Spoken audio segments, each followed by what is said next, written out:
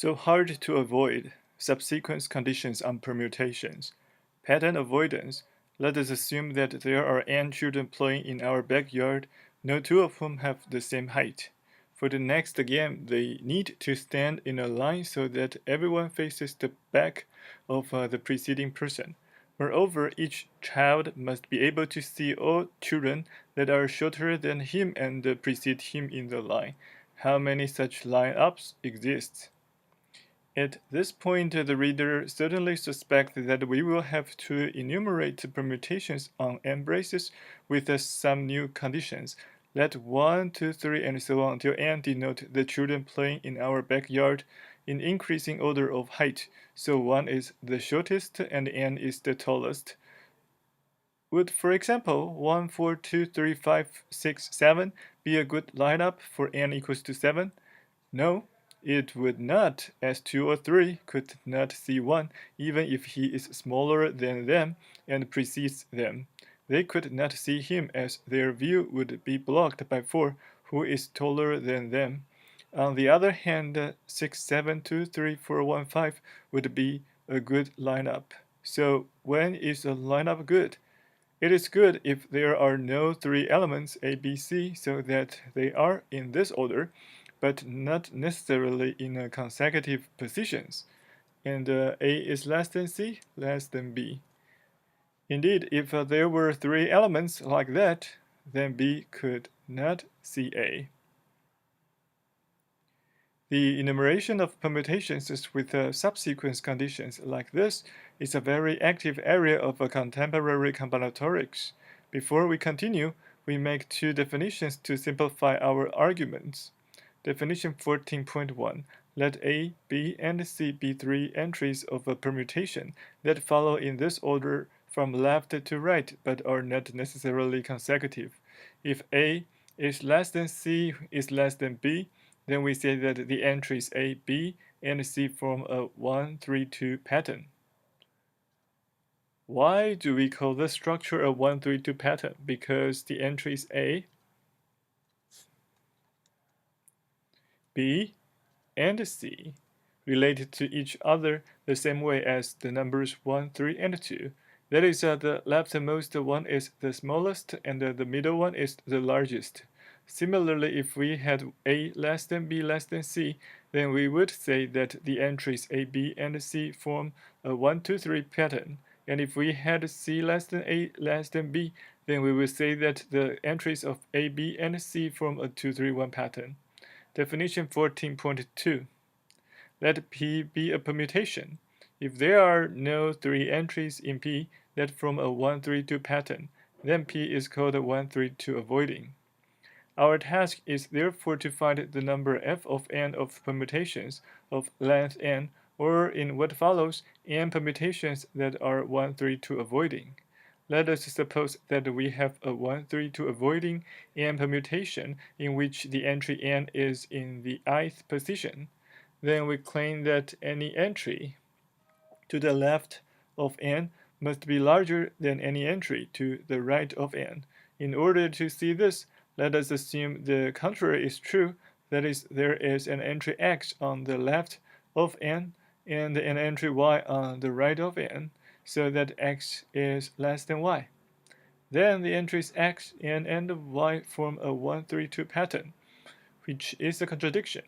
This implies that entries 1, 2, 3 until n minus I are on the right of n, and entries n minus I plus 1, n minus I plus 2, and so on until n minus 1 are on the left of n.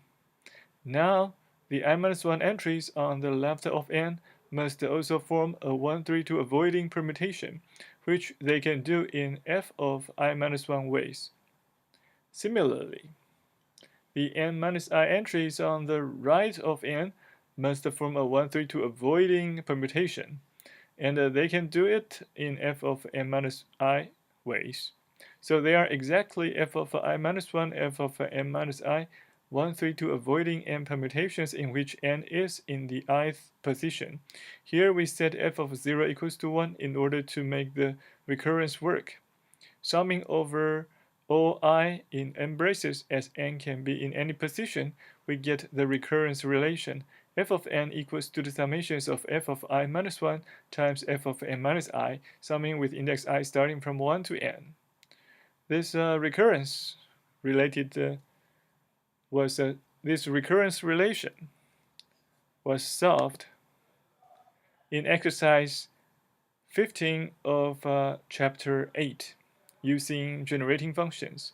Here we provide another solution using a technique that some hard-working readers already met while solving the exercises in chapter 4.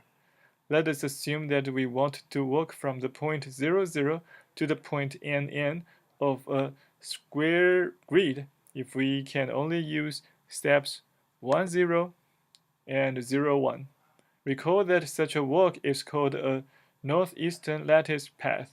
The number of these lattice paths is clearly 2n. Choose n as we have to make 2n steps, n of which have to go north, and the path is completely determined by its north steps. It is harder to compute the number Cn of a northeastern lattice paths from 0, 0 to nn that never go above the main diagonal x equals to y. We are going to show that these n-e lattice paths satisfy the same recurrence relation as the numbers f of n that we have discussed before.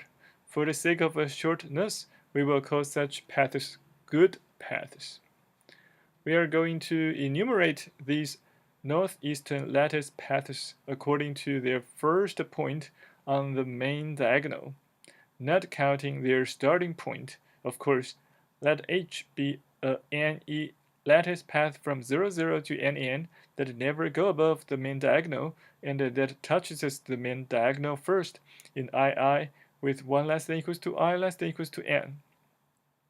How many choices are there for H?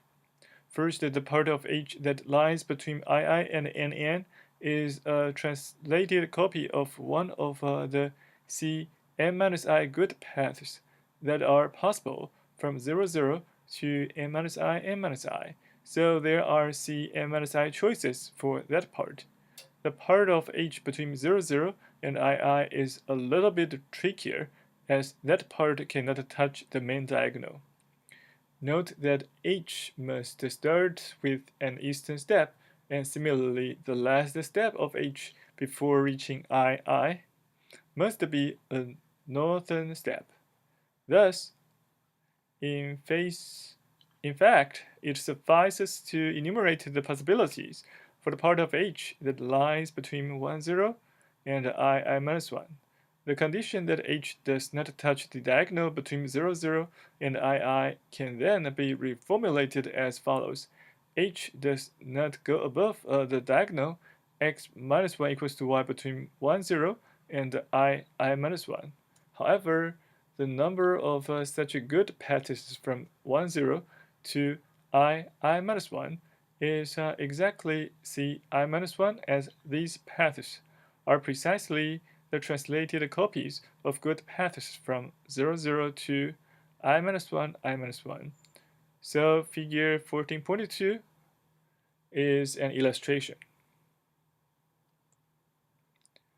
Thus, the number of good paths between 0, 0 to nn that touched the main diagonal first in II is Ci minus 1 times Cn minus I. Summing over all possible values of I, we get the recurrence relation.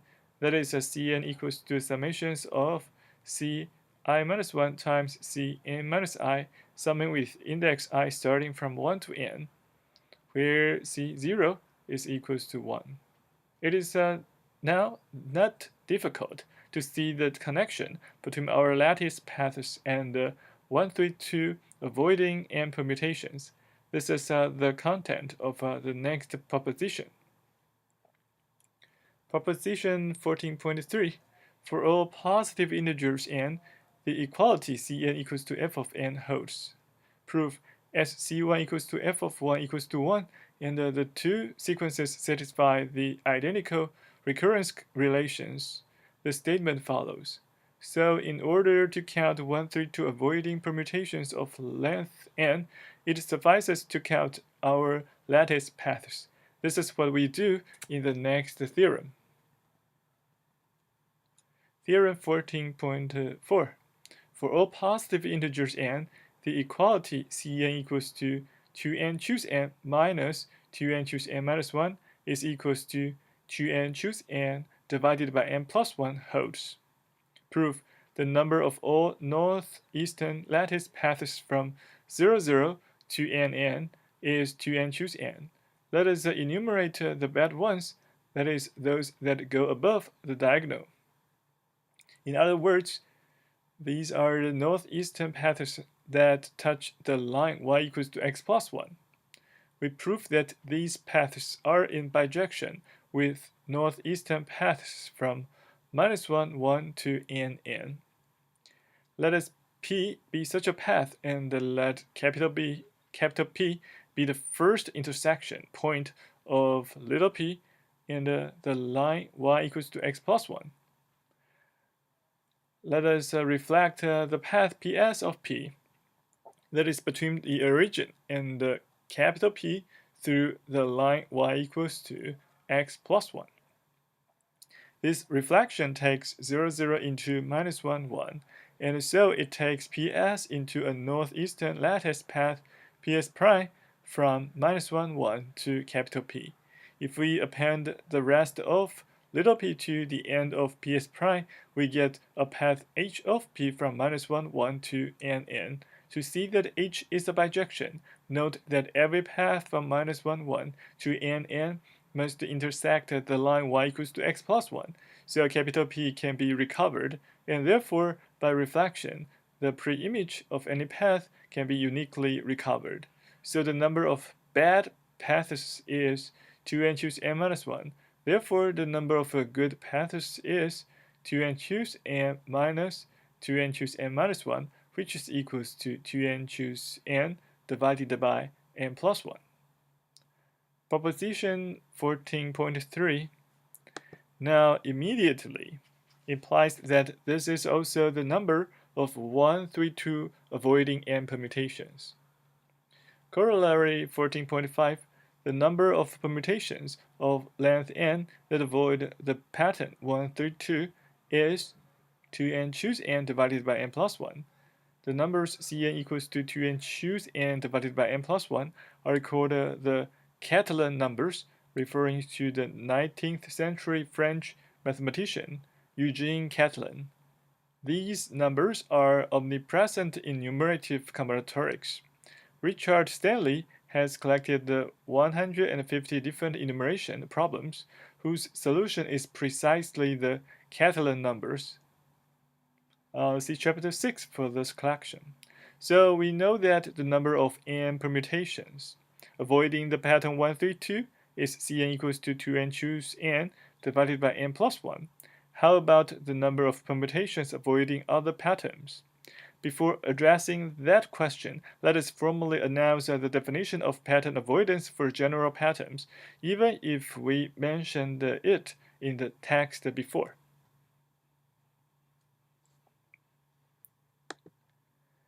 Definition 14.6, let P be an n permutation, and let Q equals to Q1, Q2, Q3 until Qk be a k permutation, with n which is greater than or equals to k.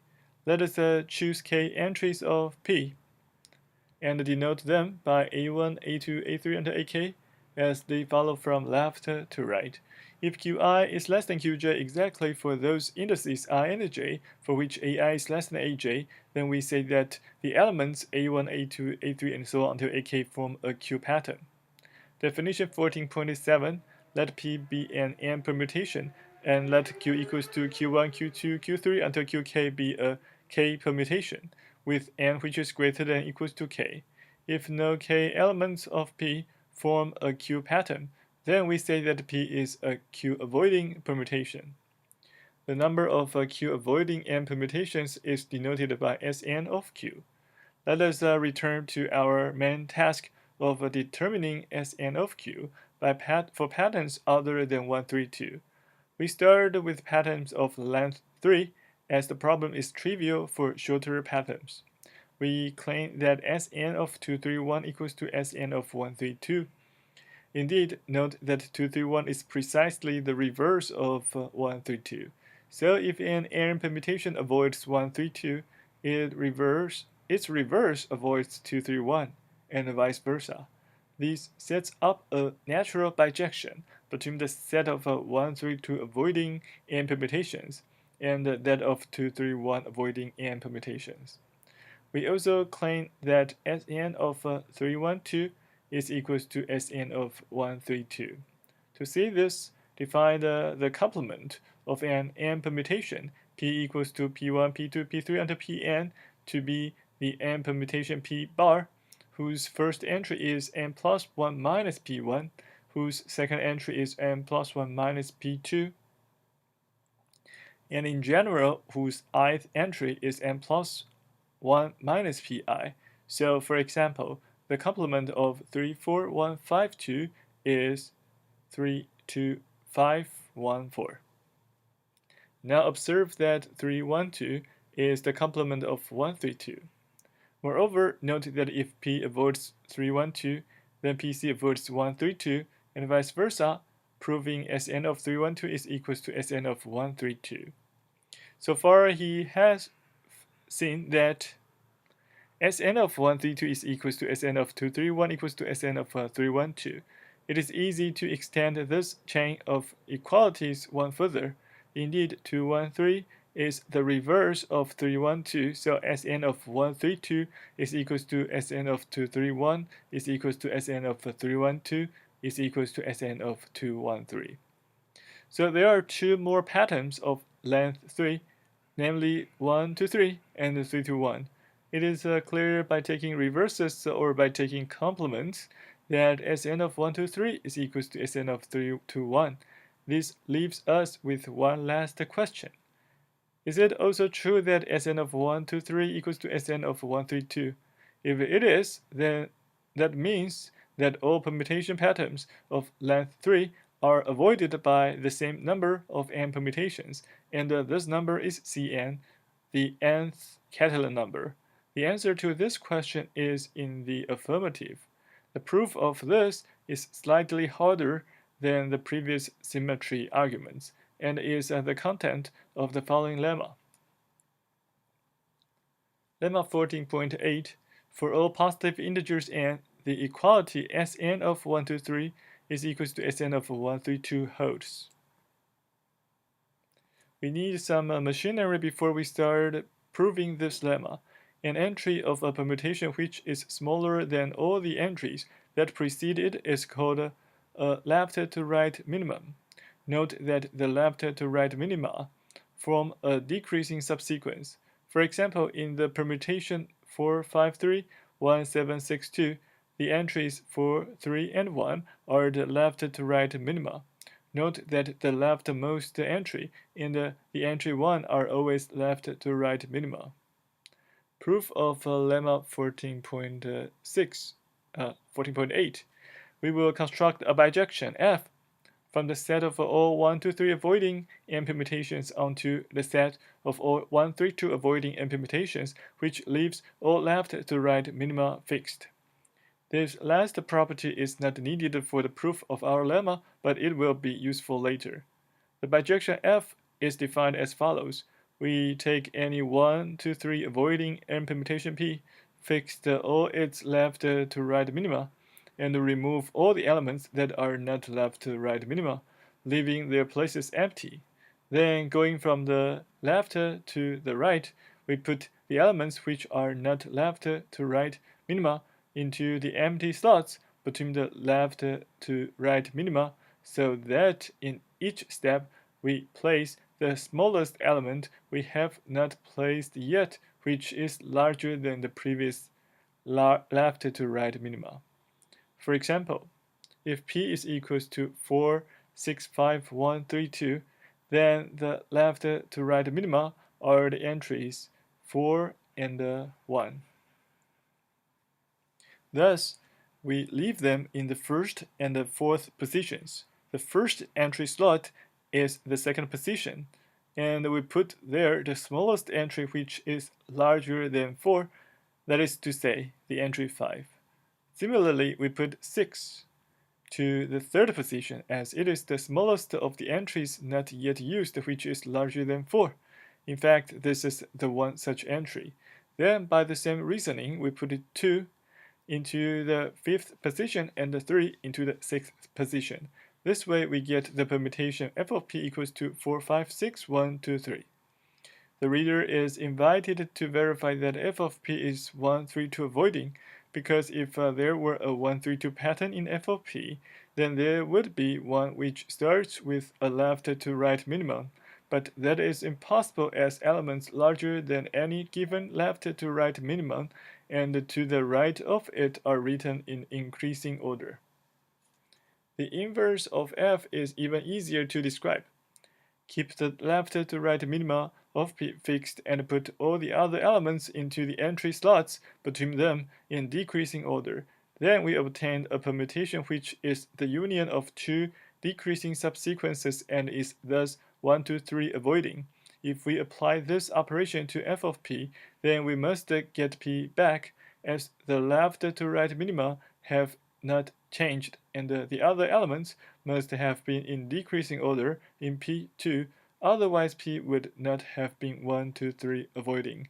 This completes the proof of the lemma. Theorem 14.9. Let Q be any permutation pattern of length 3, then for all positive integers n, Sn of Q is equals to Cn is equals to 2n choose n divided by n plus 1. Where the Cn is the Catalan number. So proof is lemma 14.8 and the preceding easy symmetry arguments show that Sn of Q is the same for all patterns Q of length 3. As we know that Sn of 1, 3, 2 is equals to Cn, the statement follows. So we can enumerate permutations avoiding a given pattern Q if the length of Q is 3. However, for longer patterns Q, the problem becomes harder at a drastic speed. There are very few patterns Q, so that an exact formula is known for Sn of Q. To see one of the reasons for this, consider patterns of length 4. There are 24 of them, but using reverse complement and some less obvious tricks, one can deduce that there are only 3 of them that are really different, namely 1, 2, 3, 4, 1, 3, 4, 2, and 1, 3, 2, 4. Computer calculations provided the following fascinating numerical evidence for these patterns. The values of Sn of Q for n which is less than or equals to 8. For Sn of 1, 3, 4, 2, that will be 1, 2, 6, 2, 3, 1, 0, 3, 5, 1, 2, 2, 7, 4, 0, and 1, 5, 4, 8, 5. For Sn of 1, 2, 3, 4, there will be 1, 2, 6, 2, 3, 1, 0, 3, 5, 1, 3, 2, 7, 6, 1, and 1, 5, 7, 6, 7. For Sn of 1, 3, 2, 4, that will be 1, 2, 6, 2, 3, 1, 0, 3, 5, 1, 3, 2, 7, 6, 2, and 1, 5, 7, 9, 3. We see that unlike for patterns of length 3, it is no longer true here that Sn of Q does not depend on Q. It also seems that for n which is greater than or equals to 7, Sn of 1, 3, 4, 2 is less than Sn of 1, 2, 3, 4 is less than Sn of 1, 3, 2, 4. This is actually true. It is very surprising and not well understood why the monotonic pattern is in the middle of this chain. It would have been plausible to think that the monotonic pattern is the easiest, or the hardest to avoid. We prove the second part of this inequality. The first part follows from exercise 5. Theorem 14.10.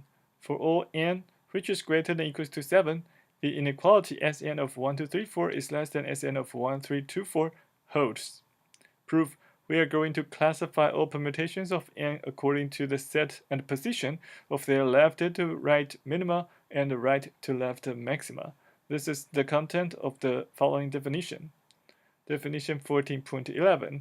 Two permutations x and y are said to be in the same class if the left to right minima of x are the same as those of y, and the left to right minima of x are in the same positions as the left to right minima of y, and the same holds for the right to left maxima.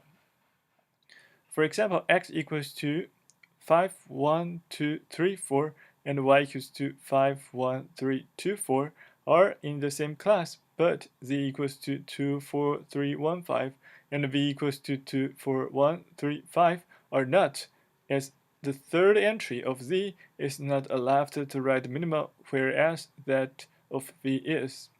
The outline of our proof is going to be as follows. We show that each non-empty class contains exactly one 1, 2, 3 for avoiding permutation and at least one 1, 3, 2 for avoiding permutation.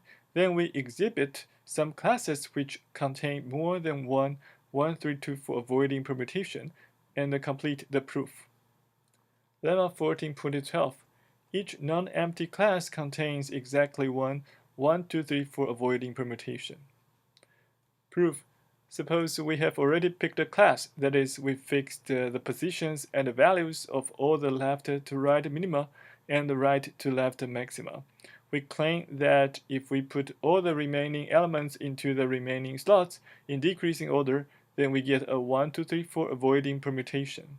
Indeed, the permutation obtained this way consists of three decreasing subsequences, that is, the left to right minima, the right to left maxima, and the remaining entries.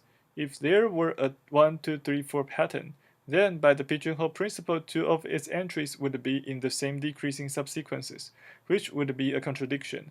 On the other hand, if two of these elements, say A and B, were in increasing order, then together with the rightmost left to right minima on the left of A and the leftmost right to left maxima on the right of B, they would form a 1, 2, 3, 4 pattern. Finally, if the chosen class is non-empty, then we can indeed write the remaining numbers in decreasing order without conflicting with the existing constraints. Otherwise, the class would be empty. In other words, it is the decreasing order of the remaining elements that violates the last number of constraints. Now comes the harder part. Lemma 14.13. Each non-empty class contains at least one 1, 3, 2 for avoiding permutation. Proof. First, note that if a permutation contains a 1, 3, 2, 4 pattern, then we can choose such a pattern so that its first element is a left to right minima and its left element is a right to left maxima. Indeed, we can just take an existing pattern and replace its first last element by its closest left right neighbor, which is a left to right minima or right to left maxima, respectively. Therefore, to show that a permutation avoids 1, 3, 2, 4, it is sufficient to show that it does not contain a 1, 3, 2, 4 pattern having a left to right minima for its first element and a right to left maximum for its last element. Such a pattern will be called a good pattern. Also note that a left to right minima or right to left maxima can only be the first or last element of a 1, 3, 2, 4 pattern. Now take any 1, 3, 2, 4 containing permutation. By the above argument, it has a good pattern. Interchange its second and third elements. Observe that we can do this without violating the existing constraints. That is, no element goes on the left of a left to right minima, it is smaller than, and no element goes on the right of a right to left maxima, it is bigger than. The resulting permutation is in the same class as the original because the left to right minima and the right to left maxima have not been changed. Let us repeat this procedure as long as we can. Note that each step of the procedure decreases the number of inversions of our permutation by at least one. Therefore, we will have to stop after at most and choose 2 steps. Then the resulting permutation will be in the same class as the original one, but it will have no good pattern and therefore no 1, 3, 2, 4 pattern as we claimed. Notation by example. In what follows, we write A1 times A2 times B1 for the class of permutations of length 6, which have two left to right minima, A1 and A2, which are in the first and the third position, and one right to left maxima B1, which is in the last position. In all the other positions, we use times symbol. Finally, we must show that at least 1 in the above lemma does not always mean exactly 1. If n is equals to 7, then the class 3 times 1 times 7 times 5 contains 2, 1, 3, 2, 4 avoiding permutations, 3, 6, 1, 2, 7, 4, 5, and 3, 4, 1, 6, 7, 2, 5. These proofs S7 of 1, 2, 3, 4 is less than S7 of 1, 3, 2, 4. For larger n, we can extend this example in an easy way, such as taking the class n, n-1, and so on, 8, 3 times 1 times 7 times 5. This shows that there are more 1, 3, 2, 4 avoiding permutations than 1, 2, 3, 4 avoiding ones, and completes the proof of the theorem. As we said, there are very few patterns Q that are longer than 3, so that an exact formula is known for Sn of Q. Therefore, even good approximations or upper bounds for Sn of Q would be interesting. The famous Stanley-Wilf conjecture claimed that for any pattern Q, there exists a constant CQ, so that Sn of Q, which is less than or equals to CQ to the n for all n. This conjecture resisted numerous solution attempts in the last 20 years. Finally, the conjecture has been proved using a spectacular argument by Adam Marcus and Gabor Tardos in 2003. The best possible value of the constant CQ is still unknown. The Marcus-Tardos proof, beautiful as it is, does not provide a constant that would seem to be close to the actually needed value of CQ. In some special cases, however, we can find a small constant CQ so that Sn of Q is less than or equals to CQ to the n for all n. The easiest case is when Q is monotonic. Theorem 14.14. For all possible integers k which is less than or equals to n, the inequality Sn of 1, 2, 3, 4, 5, and so on until k is less than or equals to k minus 1 to the 2n. And such an equation and inequality holds. Proof. Let us say that an entry x of a permutation is of order I if x is the top of a rising subsequence of length I, but there is no rising subsequence of length I plus 1 whose top is x. Then for all I, elements of order I must form a descending subsequence. Therefore, a Q-avoiding permutation can be decomposed into the union of k-1 descending subsequences. There are k-1 to the n ways to partition the elements into k-1 classes, and there are less than k-1 to the n ways to assign each position to one of the subsequences, completing the proof. Note that this result is completely in line with our earlier results, showing that Sn of 1, 2, 3 is equals to the Catalan number Cn, which is less than 4 to the n.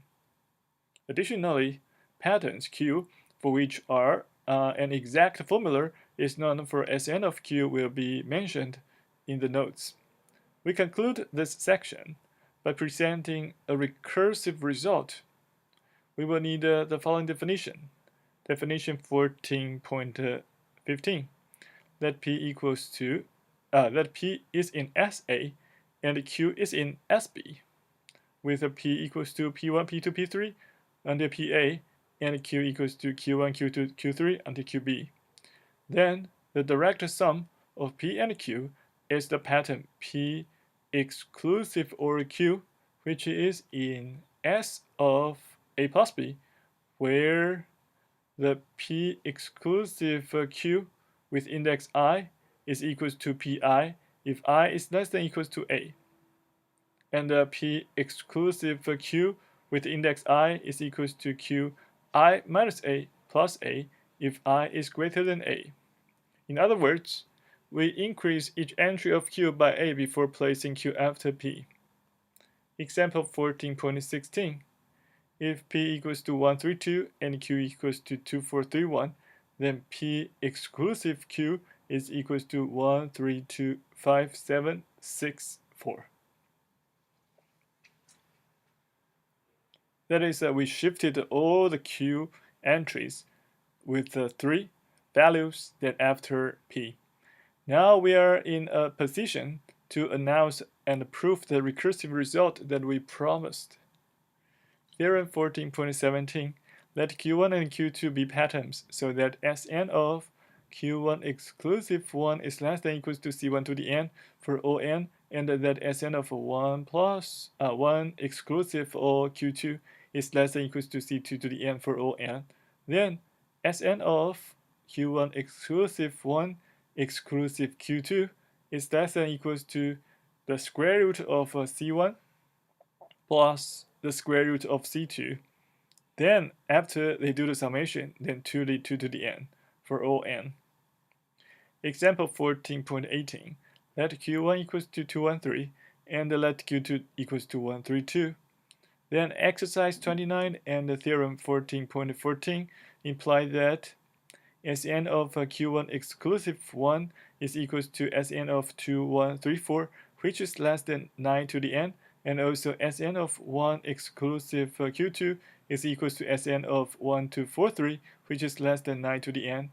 Therefore, Sn of Q1 exclusive 1 exclusive Q2 is less than or equals to 3 plus 3 to the 2n, which is equals to 36 to the n. Proof of theorem 14.17. Let P in Sn be a permutation that avoids Q1 equals to Q1, Q equals to Q1 exclusive 1 exclusive Q2. Color all entries of P that can play the role of the last and the largest entry of a Q1 exclusive 1 pattern red, and color all the other entries blue. Then the stream of all red entries must avoid 1 exclusive Q2. Indeed, if did not, then any copy C of 1 exclusive Q2 made up by red entries could be turned into a copy of Q by using the entries on the left of C that make the leftmost entry of C red. This is the point where we use the structure of Q equals to Q1 exclusive 1 exclusive Q2. That is the property that each entry in the first part is smaller than each entry in the second part. Furthermore, the stream of blue entries must be Q1 exclusive 1 avoiding. Indeed, if it contained a copy D of that pattern, then the last entry of that pattern would have to be a red entry, which would be a contradiction. Therefore, if there are k blue entries and n-k red entries, then there are at most n choose k to the square times c1 to the k times c2 to the n-k permutations of length n that avoid q. Indeed, there are at most n choose k possibilities for the set of blue entries and the same number of possibilities for the positions of these entries. Summing over all k, this yields Sn of q is less than or equals to the summations of the square of n choose k times c1 to the k times c2 to the n-k, and where the summation summing with k index k starting from 1 to n. Such a summation is less than or equals to the square root of the such summation of n choose k times the square root of c1 to the k times c2 to the n-k, and summing with index k starting from 1 to n. So basically, we just take out the square out of n choose k, and also take out the square of c1 to the k times c2 to the n-k, and which is less than or equals to the square root of c1 plus the square root of c2 to the 2n. we have used the fact that the sum of the squares of positive real numbers is at most as large as the square of their sum, as well as the binomial theorem.